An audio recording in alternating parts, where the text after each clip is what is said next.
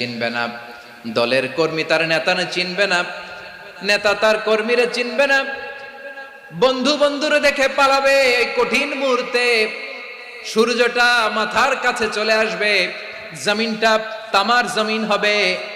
আজকের জমিনের মতো নয়।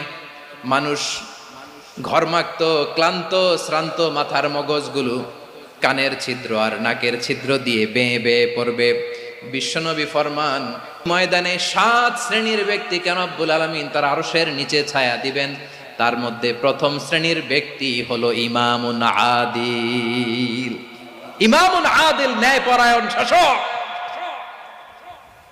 যে ইনসাফের সাথে বিচার করে, যে জাস্টিস সমাজে সার্ভ করে, যে সুশাসন নিশ্চিত করে, ওই ইমামুন আদিল। আদিল শব্দটা বুঝছেন না? ইন্নাল্লাহা ইয়া'মুরু বিল আদল। পাইছেন? আদিল। 7 শ্রেণীর ব্যক্তিকে আল্লাহ